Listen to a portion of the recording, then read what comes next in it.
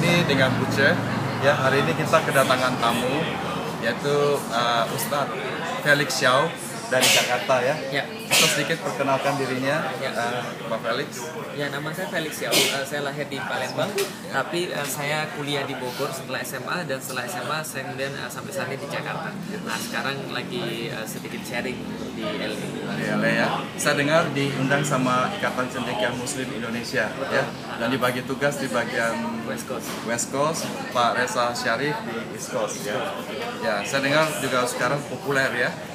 Masih muda, beliau masih berumur berapa sekarang? 29 tahun. 29 tahun ya. Dan sudah menulis 4 buku. 4 buku. Dan saya dengar bukunya termasuk bestseller. Ya. Alhamdulillah. Ada buku satu yang bestseller apa namanya? Khususnya yang terakhir udah putusin aja dulunya. Udah putusin aja ya. Jadi itu kurang lebih kira-kira kayak buku untuk anak-anak muda. Iya, jadi kita minta orang supaya putus. Kira-kira bisa diceritakan sedikit gimana bukunya?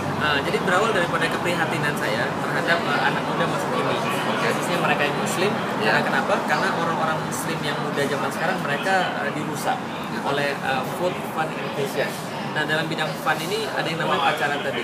Nah, karena itu pacaran ini adalah aktivitas yang sangat merugikan khususnya bagi perempuan. Nah, karena itu mana saya membuat buku Udah Putusin Aja. Karena gini, Pak Buce, kalau kita lihat bahwa di Indonesia itu KPAI merilis sebuah data bahwa 62,7% anak SMP sudah tidak perawan lagi. Nah, itu pada usia masih SMP.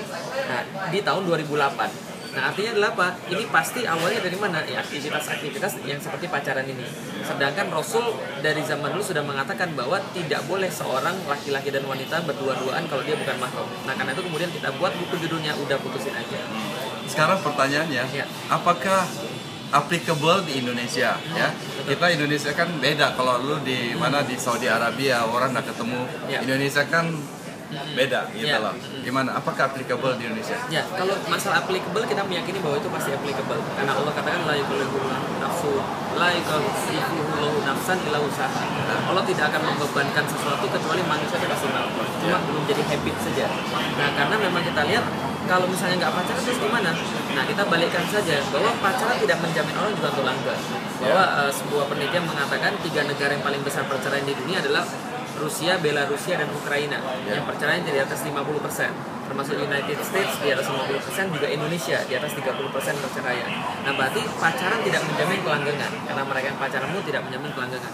Di dalam Islam ada satu konsep yang berbeda, namanya konsep khitbah dan ta'aruf. Jadi konsepnya sederhana, siapa yang mencintai Tuhan yang sama, maka mereka akan saling mencintai dan tidak ada masalah di situ. Nah, sekarang masalahnya begini. Kalau tanpa pacaran begitu ya, dia tidak saling mengenal, apakah tidak merugikan ceweknya? Satu sama lain. Ya. Justru ketika pacaran itu merugikan. Gitu. Karena banyak yang terjadi adalah misalnya di Jepang rata-rata satu cowok mohon maaf berhubungan seks dengan 7 orang perempuan yang berbeda sebelum menikah.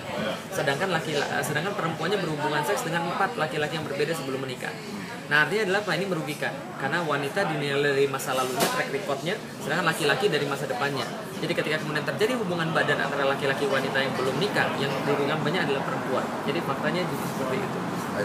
Sehingga di dalam Islam, apakah kemudian 2 orang yang ketemu ini tidak seperti membeli kucing di dalam karung? Tidak. Selama tadi dia sama-sama mencintai Allah.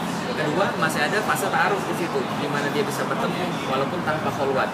Ada orang tuanya, di situ dia bisa meminta penjelasan pada yang lebih tahu tentang anak itu, yaitu orang tuanya. Nah, itu bisa dilakukan. Jadi bukan berarti tidak langsung bertemu nikah, enggak. Itu Siti Nurbaya.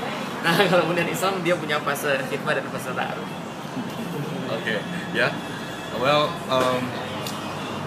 ya, no comment. Speechless. Oke. Tapi terus saya dengar kamu ada tulis yang buku kedua juga yang juga bestseller juga. Ya, itu masterpiece yang saya buat tentang Muhammad Al-Fatih. Jadi judulnya Muhammad Al-Fatih 1453. Oke. Siapa itu Muhammad Al-Fatih? Jadi Rasulullah pada waktu beliau masih hidup, Rasulullah SAW pernah bersabda, "La tuftahnal Konstantinia fala ni'mal amiru amiruha fala ni'mal jaisu dzalikal jais."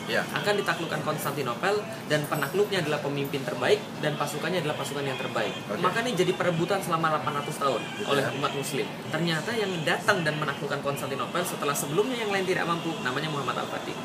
Nah, tentu ada keistimewaan. Kenapa Rasul minta kita kemudian untuk belajar sama dia? Nah, itu yang saya bahas.